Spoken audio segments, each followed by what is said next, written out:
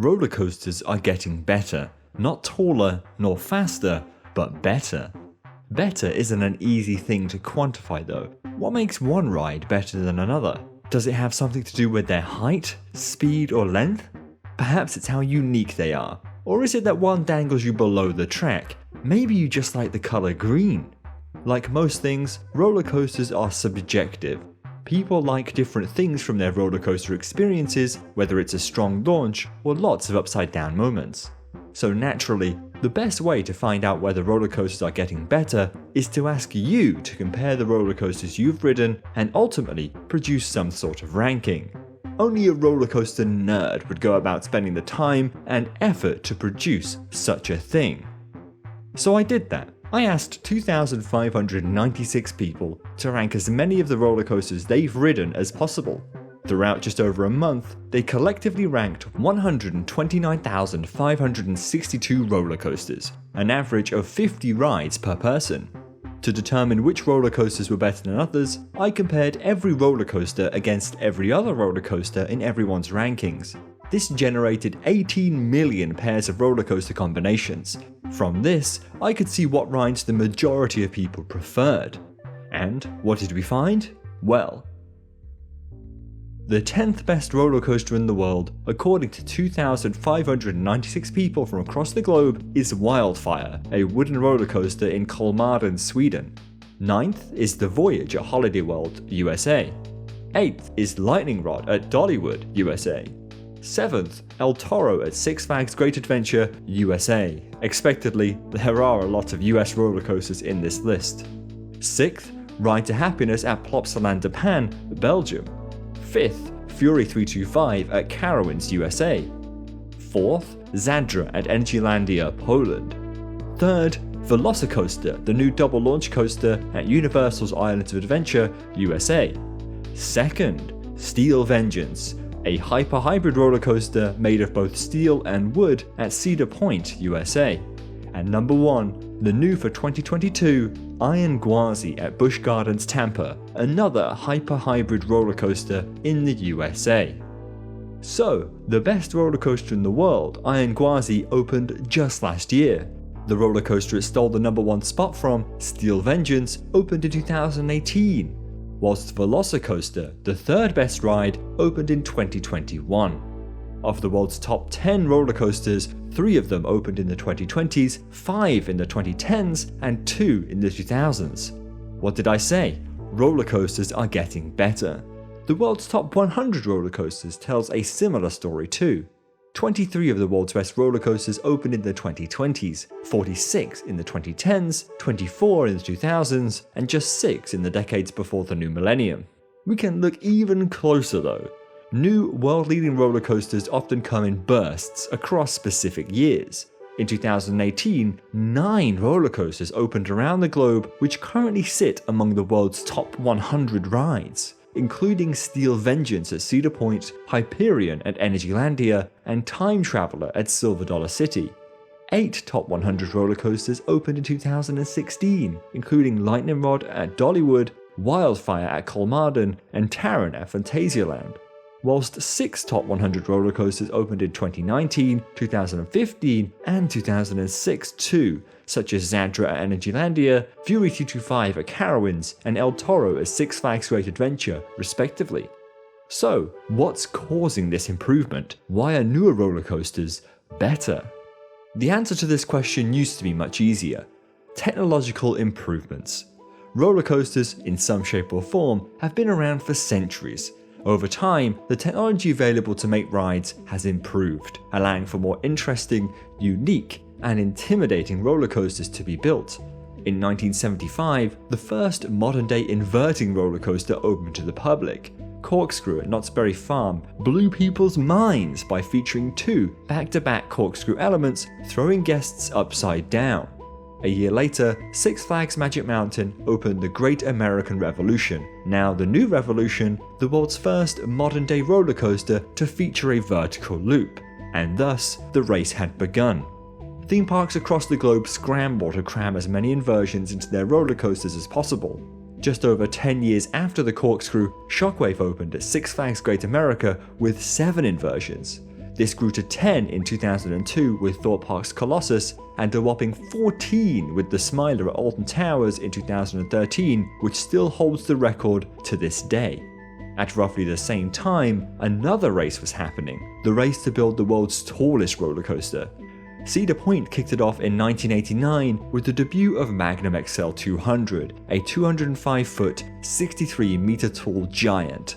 Just 6 record-breaking roller coasters later, and the world's tallest had more than doubled in height. King Dakar, the world's tallest roller coaster today, opened in 2005, measuring an incredible 456 feet, 139 meters high. While some parks fought to build world record-breaking rides, others created new types of roller coasters to stand out amongst the crowd. The mid-80s saw the debut of the stand-up roller coaster, which saw guests stand up throughout the ride. This was followed in the early 90s by the inverted roller coaster, a type of ride which saw guests hang below the track. Then came the dive coaster with its vertical drop, the flying coaster, which suspends guests in a prone flying position, the hyper coaster, the wing coaster, and so many more.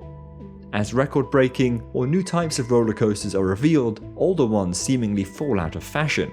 Legacy rides, ones which don't thrill guests as much as they used to, often see a reduction in ridership over time. Eventually, theme parks decide to remove their older roller coasters, usually to make room for new ones. Although this isn't always the case. Some older rides continue to thrill guests even to this day. The Incredible Hulk coaster at Universal's Islands of Adventure, which currently ranks 89th in the world, opened in 1999. In 2015, instead of scrapping the ride, a decision was taken to extend its life by replacing the entire track during a large-scale refurbishment. Nemesis at Alton Towers, ranked 52nd in the world, opened in 1994 and is currently undergoing a similar refurbishment to ensure it's ready to thrill guests for many years to come. Many older rides, including the Incredible Hulk coaster and Nemesis, were great roller coasters when they opened and continue to be great roller coasters today. However, over the past decade or so, the advancement of these thrill rides has slowed down. Theme parks are no longer in a race to break records, and new roller coaster models don't appear as frequently as before. Ride technology has already improved drastically and will continue to improve in the future, although at a likely slower rate. If this is true, what's the driving force behind roller coasters getting better today? An ever-growing number of roller coasters rely on quality to draw crowds and thrill guests. Instead of aiming to be the tallest of their kind, theme parks want their rides to provide solid, well-rounded experiences. Large destination resorts like Disney and Universal have always relied on theming and immersive stories to draw crowds. Now, smaller theme parks have turned to the same tactic. Ride budgets are used effectively to create experiences, which may include more than just a pure roller coaster. Rides like Baron 1898 at the Efteling, Wicker Man at Alton Towers, and Copperhead Strike at Carowinds aren't the world's best pure roller coasters. Instead, they provide quality experiences by utilizing theming to enhance guests' immersion during the ride. Part of this aim for quality has also come in the form of roller coaster design. Not the type of roller coaster, nor the records it breaks, but the shape of the track. It's the turns, twists, hills, and drops that make a roller coaster a roller coaster. Perfecting the order and design of these key elements leads to better rides. That's exactly what RMC did, among several other things. RMC, Rocky Mountain Construction, is a company which builds roller coasters. In 2011, they debuted their first ride, the New Texas Giant at Six Flags Over Texas. The company often removes the old and uncomfortable track from wooden roller coasters and replaces it with an all-new steel track equivalent. During the process, the ride's layouts are drastically altered. Hills are made steeper, turns are made sharper, and inversions are added where there weren't any before. RMC's design philosophy from the beginning has been to make old wooden roller coasters do things that they couldn't do before.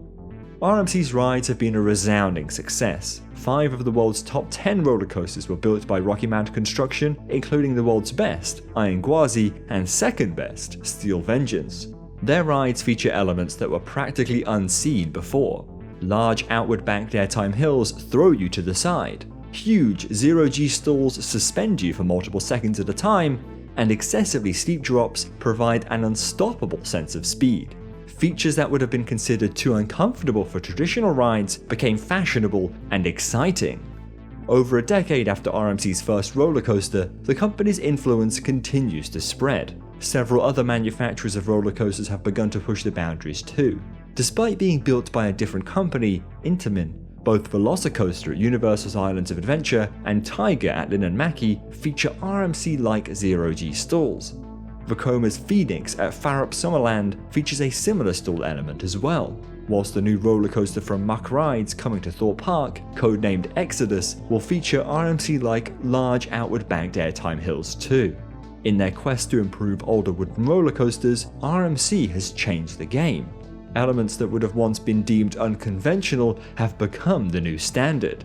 RMC's design philosophy has improved roller coasters by pushing innovation in ride design instead of just ride technology. Roller coasters are getting better, but that doesn't mean that every new roller coaster is better than the last. Theme parks cater to a range of audiences. They have a multitude of rides and attractions to suit different age groups and demographics. Not every new roller coaster is built with the intention of being the world's best. Just look at Busch Gardens Tampa.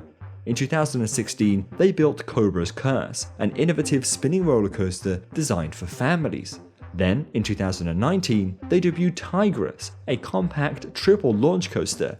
Finally, in 2022, they constructed Iron Gwazi, currently the world's best roller coaster. Cobra's Curse and Tigris weren't designed to be the best, but instead to serve a specific purpose. Both rides expanded the variety of attractions available at Busch Gardens Tampa, offering guests more experiences than before. So yes, roller coasters are improving. According to 2,596 people, 5 of the world's top 10 roller coasters opened within the last 5 years. But for how long? Technological improvements have led roller coaster innovation in the past, immersive experiences and ride design lead roller coaster innovation today. Who knows what roller coaster innovation will look like in the future? Thank you for watching, and we'll see you all next time.